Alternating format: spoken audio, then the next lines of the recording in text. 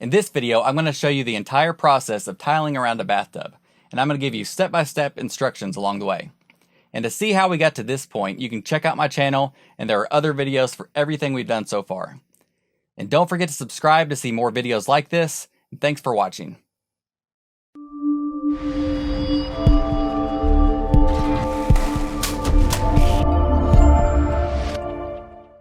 For this project, I'm installing a marble subway tile in the classic brick pattern, and I'll be using a 1/16 inch spacer. I start by finding and marking the center. I always tile the back wall or the wall facing you when you enter the room first. This hides any imperfections in your end cuts, and I'm going to show you what I'm talking about a little later in the video. Your first row of tile needs to be level and should be spaced about 1/8 of an inch above the tub. Mark along the top of the tile, then use your level to get a straight line. I'll hold the level slightly above the mark to get the spacing that I need between the tub. I've only recently started using a laser level, but I'm going to tell you it's a game changer. The one I used was about $60 on Amazon, but it is completely worth it. And even though I lay a lot of tile, if this was the only tile job I was ever going to do, I would still probably buy it because it makes the job that much easier. I'm going to put a link in the description if you want to check it out. And I'm also going to link anything else I might mention in this video. Be sure to use a tile mortar made for the specific type of tile that you're using. It'll list the type like ceramic or porcelain on the bag. Then follow the instructions on the bag and make sure you're not skipping any of the steps. I'd recommend starting with a small amount to avoid waste. If your mortar begins to dry before you use it, you can't add water to mix it again. You have to throw it away and start over.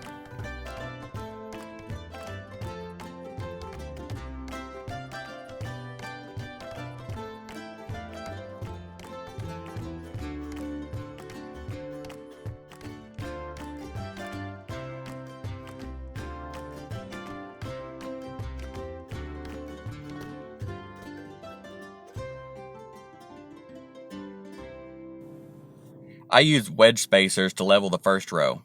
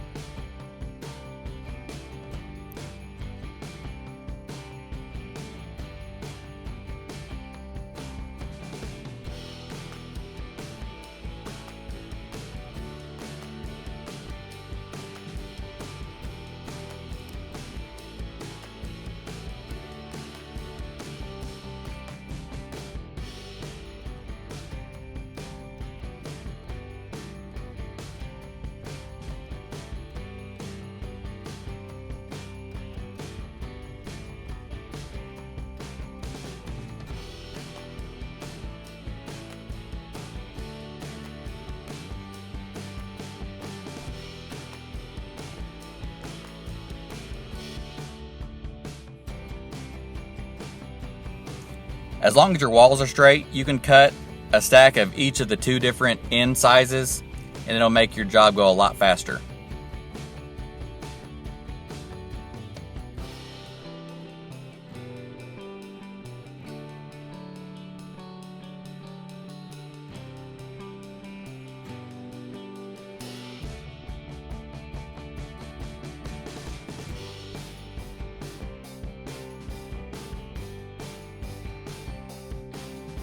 This is what I was talking about in the beginning of the video. When you lay the back wall first, it gives your corner a nice straight line.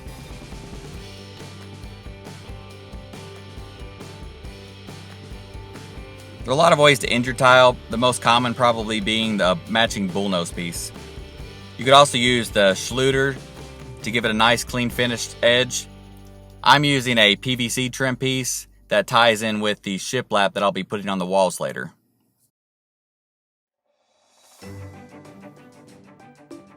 I like to bring the tile in front of the tub, but you could also stop it at the edge of the tub if you want.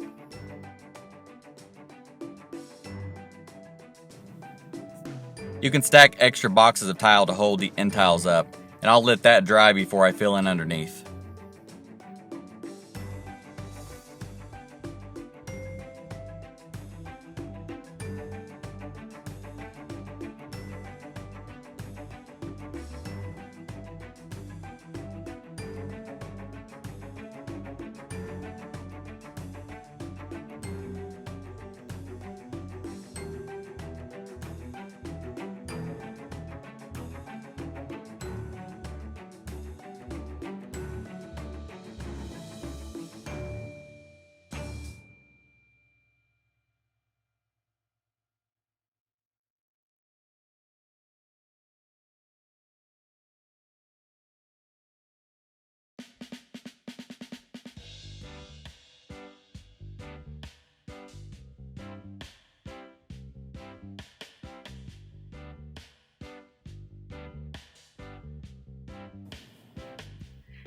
If you need to cut a hole in the center of the tile, you can use a tile hole saw.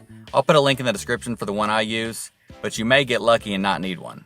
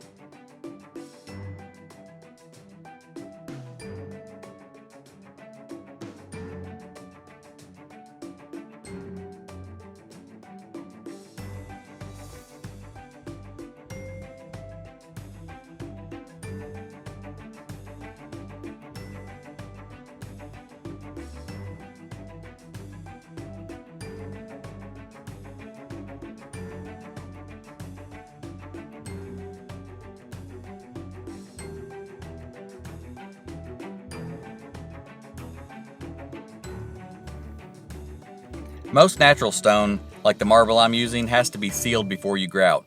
Ceramic and porcelain tiles usually don't need sealer. When you pick your grout, remember to use sanded grout for your larger grout lines and unsanded for your smaller grout lines. And also keep in mind that some softer stone and glass tile requires unsanded to avoid scratches. The grout I'm using is a modified hybrid, and it can be used in place of sanded or unsanded, and it doesn't require grout sealer at all.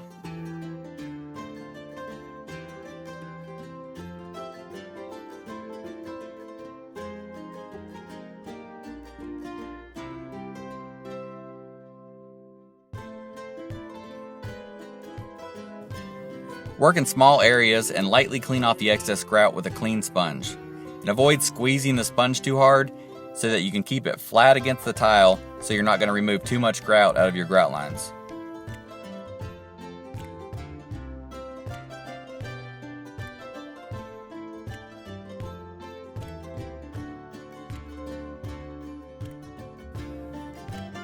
Use the grout caulk around the tub, in the corners, and at the ceiling.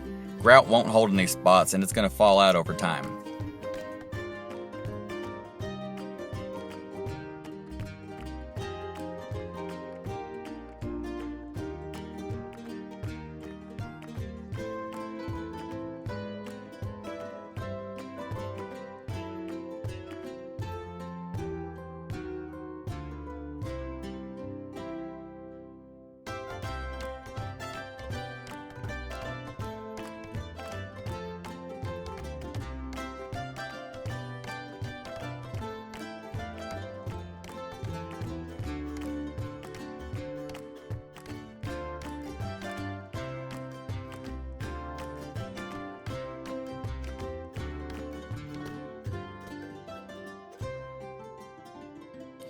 If this video helped you, don't forget to hit the like button and subscribe to see more like it, and thank you for watching.